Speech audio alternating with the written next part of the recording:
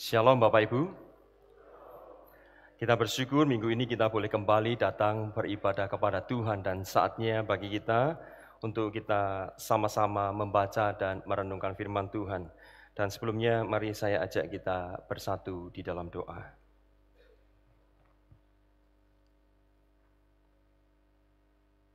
Engkau Tuhan Allah semesta alam, Engkau yang layak disembah dan kami kasihi.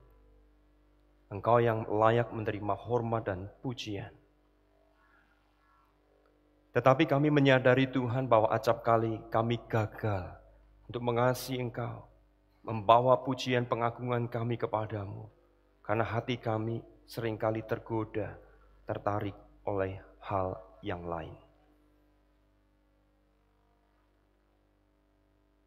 Hati kami lebih mudah tergoda, tertarik oleh dunia dan keinginan daging kami. Kami mencintai sesuatu yang salah. Kami menyembah sesuatu yang salah. Karena itu Tuhan pagi ini, biarlah firman-Mu sekali lagi memberi kami tuntunan, pencerahan, pengertian. Supaya kami boleh mengasihi Engkau dengan segenap hati kami, dengan segenap kekuatan kami, dengan segenap akal budi kami dan jiwa kami. Tuhan berkatilah kami, kasihlah kami umat-Mu. Biarlah Engkau yang memberi hati bagi kami, hati seorang murid, telinga bagi kami, telinga seorang murid, untuk kami belajar kebenaran firman-Mu, untuk hati kami dibentuk, pikiran kami dibentuk, dan langkah hidup kami dibentuk oleh kebenaran firman-Mu. Berkati pembacaan dan pemberitaan firman Tuhan. Ya Tuhan, kami berdoa bersyukur di dalam nama Tuhan Yesus Kristus. Amin. Bapak Ibu yang dikasihi Tuhan, saat ini kita akan merenungkan satu bacaan yang terambil dari 1 Raja-Raja pasal yang ke-11 ayat 1 sampai yang ke-13. Bacaan kita terambil dari 1 Raja-Raja pasal 11 ayat 1 sampai yang ke-13. Tetapi saya tidak akan membacanya semua Bapak Ibu, saya akan membacakan ayat 1 sampai 3 saja. Dan tema firman Tuhan minggu ini adalah Salomo cinta terlarang. Waktu Bapak Ibu lihat warta atau pengumuman begitu ya, cinta terlarang, saya yakin Bapak Ibu bingung pasti ya. Karena temanya ini kok kayak sinetron Bapak Ibu ya. Jadi kayak mungkin film-film tertentu lah begitu ya. Tetapi hari ini kita akan merenungkan bagian ini dari 1 Raja-Raja pasal 3 ayat 1 sampai yang ke-3. Saya akan membacakan untuk kita sekalian. Kita boleh menyimak Alkitab kita masing-masing atau melalui pembacaan di layar LED kita ya. Alkitab dari 1 Raja-Raja pasal 11 ayat 1 sampai ke-3. Di sana dikatakan demikian firman Tuhan. Adapun Raja Salomo mencintai banyak perempuan asing. Di samping anak Firaun, ia mencintai perempuan-perempuan Moab, Amon, Edom, Sidon, dan Het. Padahal tentang bangsa-bangsa itu Tuhan telah berfirman kepada orang Israel, janganlah kamu bergaul dengan mereka dan mereka pun janganlah bergaul dengan kamu. Sebab sesungguhnya mereka akan mencondongkan hatimu kepada Allah-Allah mereka. Bapak Ibu perhatiin kalimat ini, hati Salomo telah terpaut kepada mereka dengan cinta. Ia mempunyai 700 istri dari kaum bangsawan dan 300 gundik. Istri-istrinya itu menarik hatinya daripada Tuhan. Nah Bapak Ibu yang dikasihi Tuhan, saya yakin setiap kita pasti mendengar kisah tentang Salomo. Dari sekolah minggu sampai hari ini kita mendengar nama ini, nama yang terkenal. Salomo adalah seorang raja yang sangat terkenal dengan hikmat dan kekayaannya Bapak Ibu. Bahkan hari itu banyak pemimpin dunia yang ingin menyaksikan hikmat Salomo itu seperti apa. Kehebatannya, hikmatnya, kebijaksanaannya.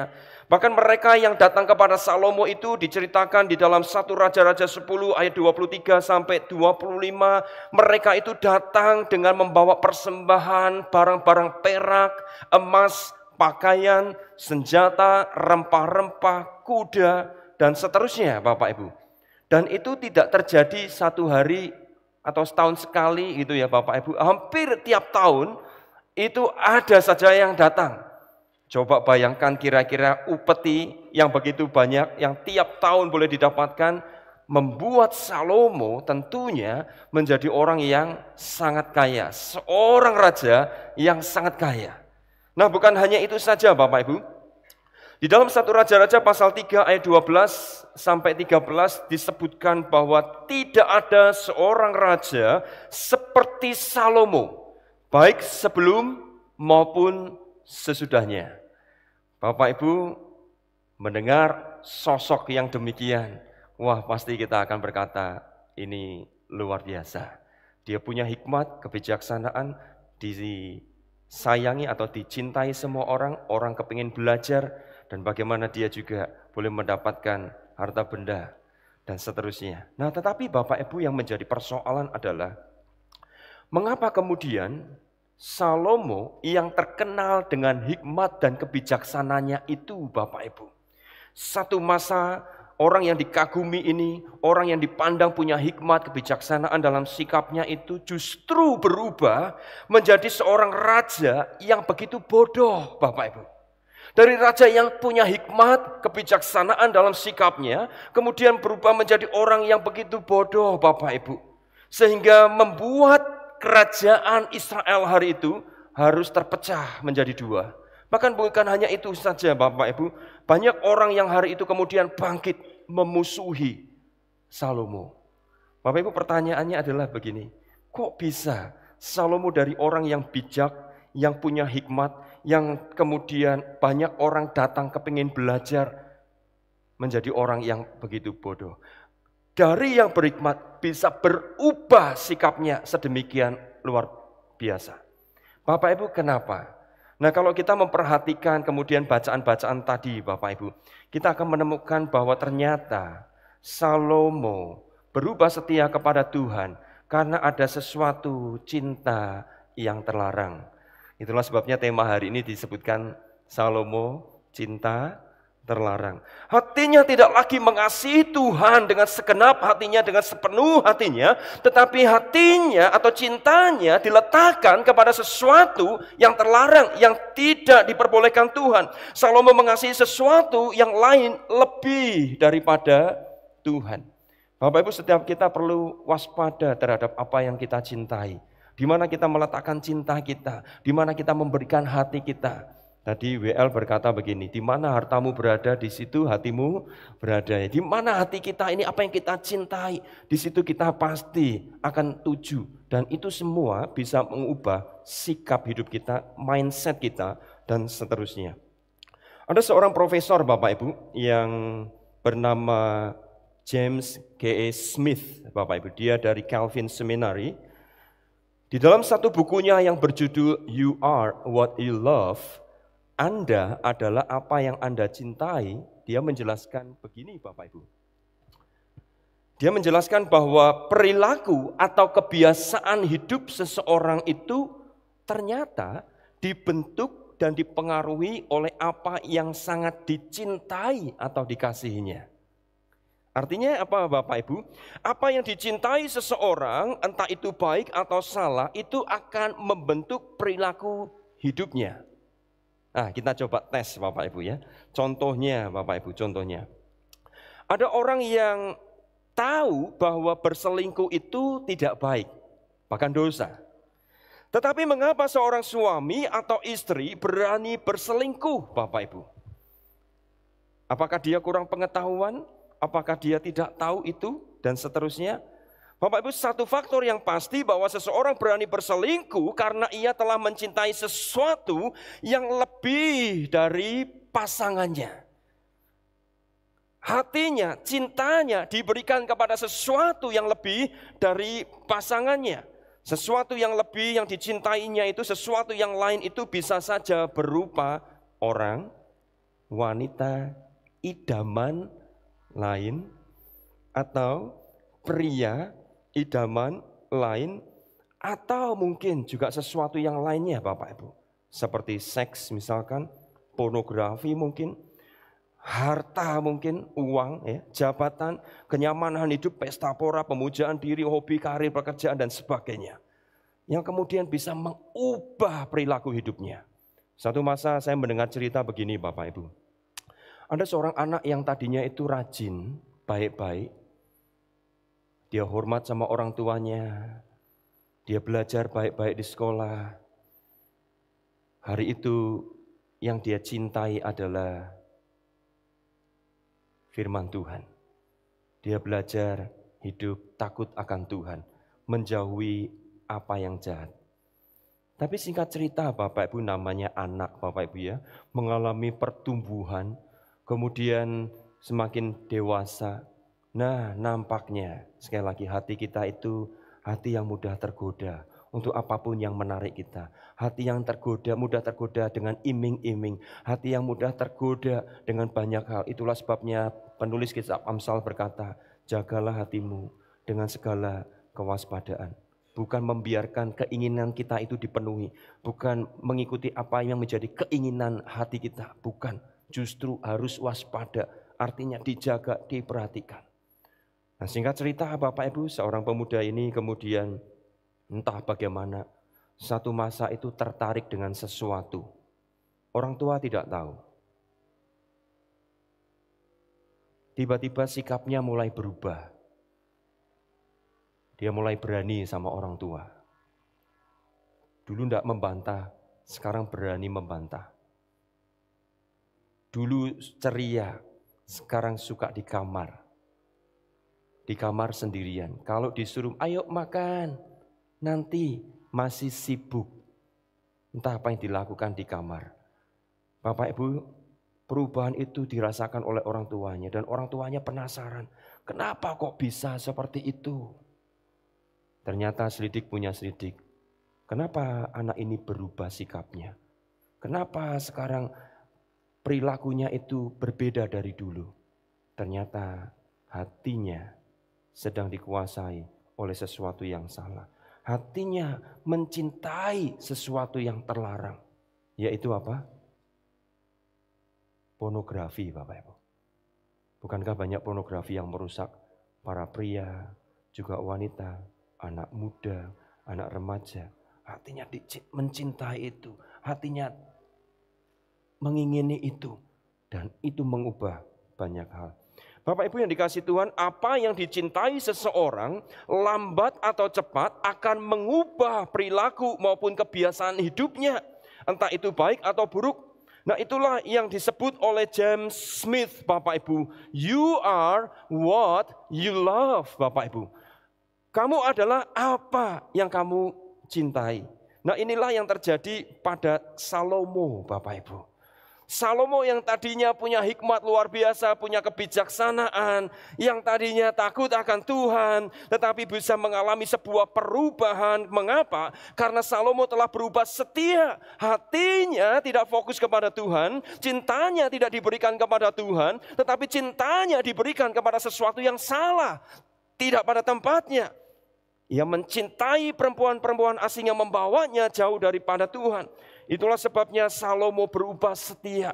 Nah Bapak Ibu, perubahan ini memang tidak seketika, sedikit demi sedikit, yang akhirnya di masa tua Salomo ia berani memberontak kepada Tuhan.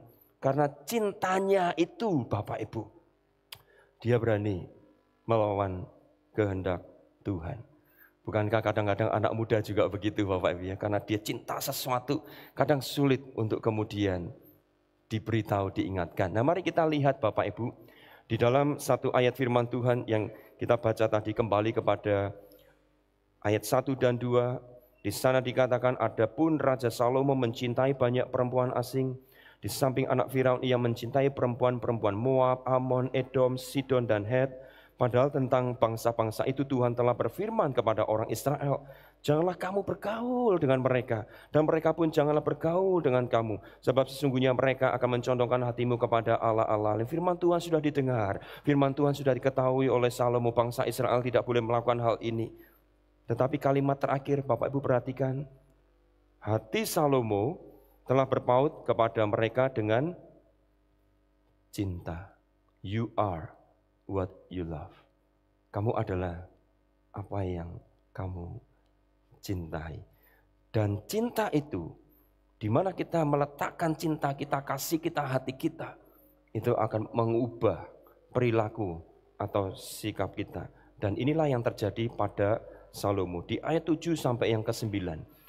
Salomo tidak hanya mulai memberontak kepada Tuhan, tetapi juga justru mendukung penyembahan berhala. Di sana dikatakan di ayat 7 dan sampai 9, pada waktu itu Salomo mendirikan bukit pengorbanan bagi Kamos, dewi kekejian sembahan orang Moab, di gunung di sebelah timur Yerusalem, dan bagi Molok, dewa kekejian sembahan Bani Amon. Demikian juga dilakukannya bagi semua istrinya orang-orang asing itu yang mempersembahkan korban ukupan dan korban sembelihan kepada Allah-Allah mereka. Sebab itu Tuhan menunjukkan murkanya kepada Salomo, sebab hatinya telah menyimpang daripada Tuhan Allah Israel yang telah 2 kali menampakkan diri kepadanya. Akibat ketidaksetiaan Salomo, akibat hatinya yang tidak lagi mencintai Tuhan dengan segenap hati, tetapi mencintai yang lain, cinta terlarang itu. Bapak Ibu, kita melihat di ayat-ayat selanjutnya, di ayat 11 sampai 14, Tuhan itu membuat kerajaan Israel terpecah menjadi 2, walaupun itu tidak dilakukan pada zaman Salomo, Bapak Ibu. Tetapi hari itu Tuhan juga membangkitkan musuh bagi Salomo seumur hidupnya. Tuhan mengasihi anak-anaknya. Tuhan mencintai anak-anaknya. Tuhan beranugerah kepada anak-anaknya. Tetapi ingat, Tuhan juga mendisiplin anak-anaknya yang tidak setia. Nah Bapak Ibu, apa yang kita pelajari dari kisah Salomo ini?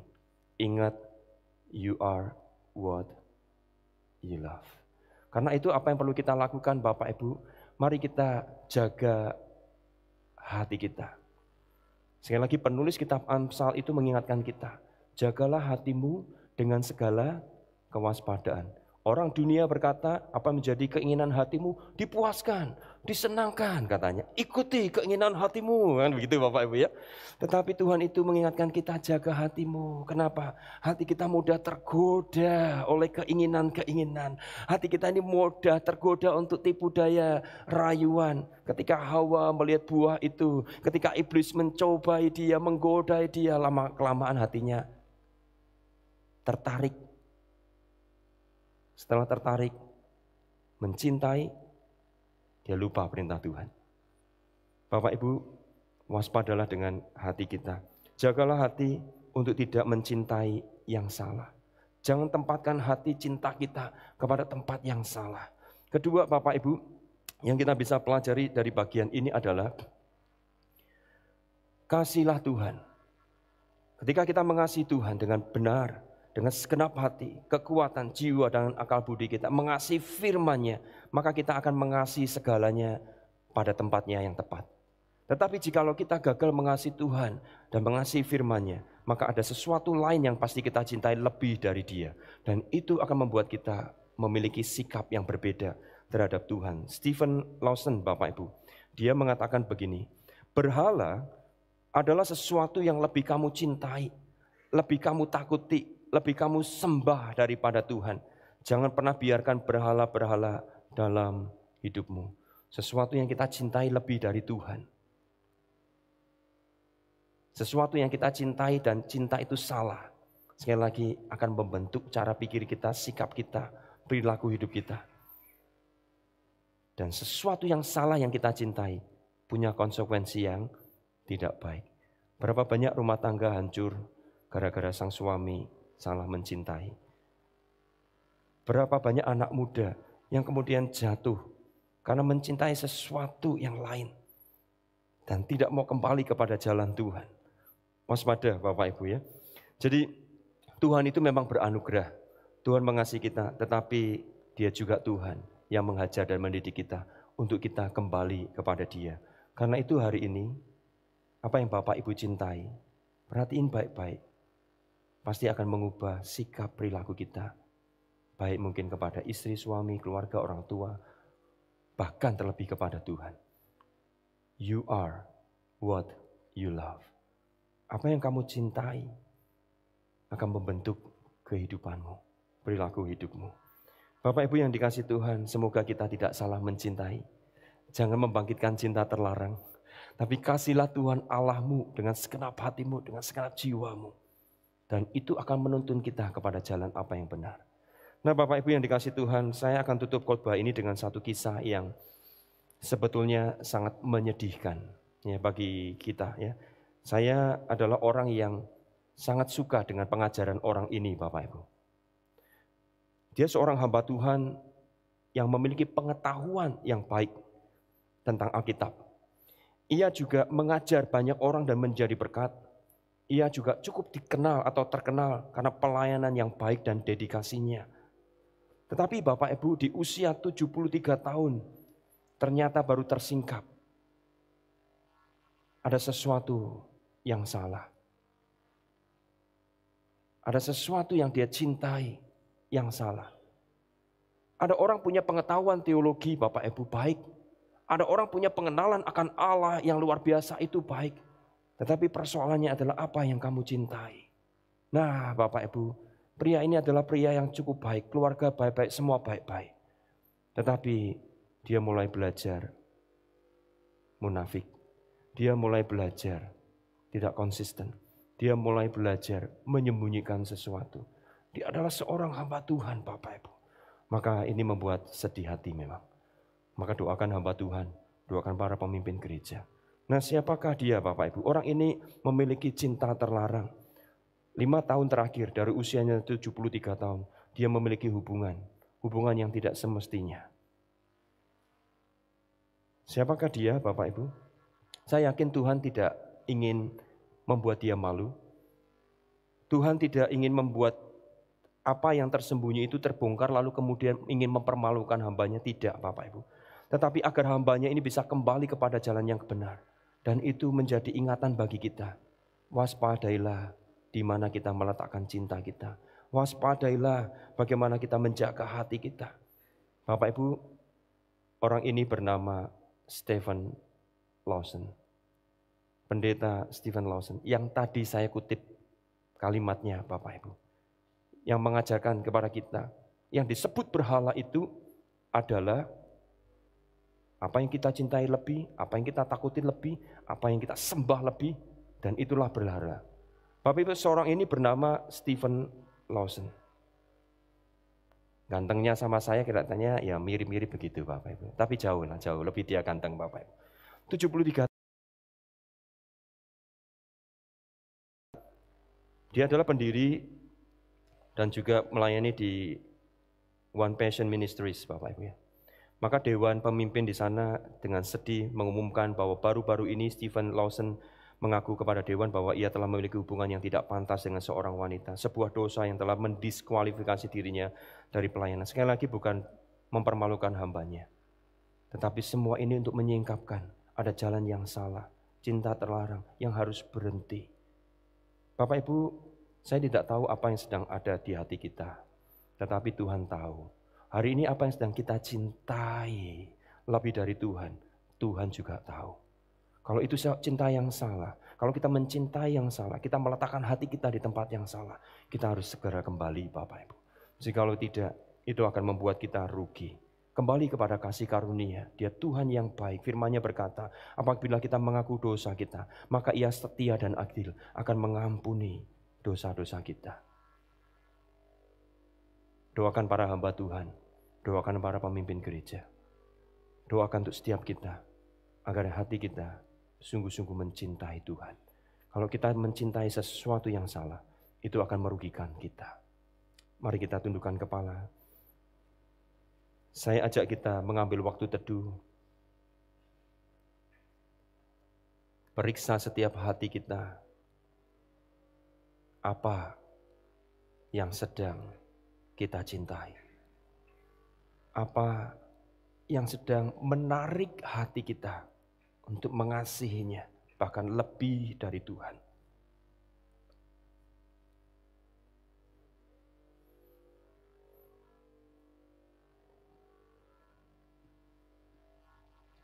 Jangan melakukan cinta yang terlarang.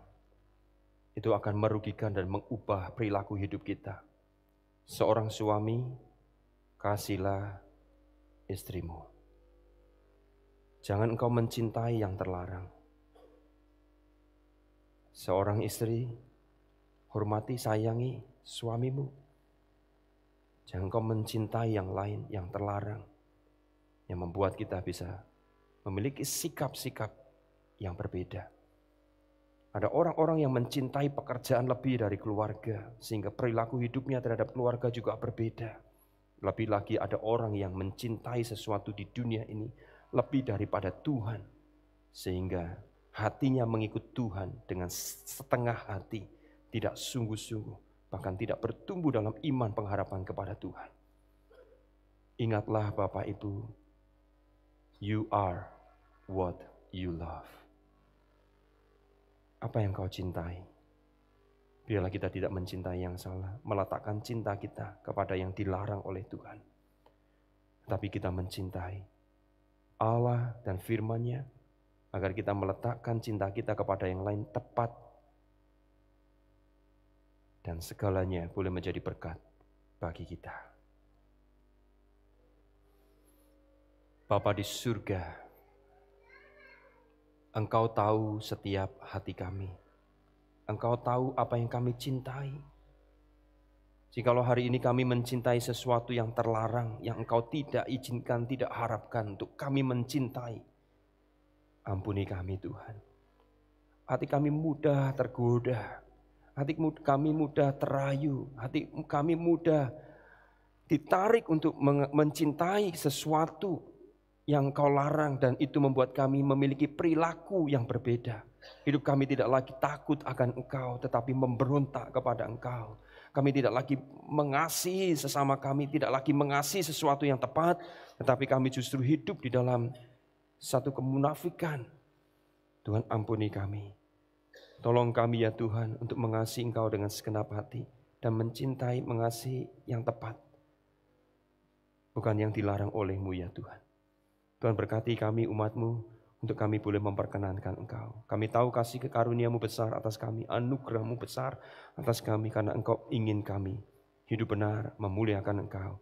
Karena kami adalah milik Tuhan, kawanan domba Tuhan yang telah ditebus Kristus Yesus bagi kemuliaan Allah Bapa. Berkati kami umat-Mu ya Tuhan, di dalam nama Tuhan Yesus kami berdoa dan bersyukur. Amin.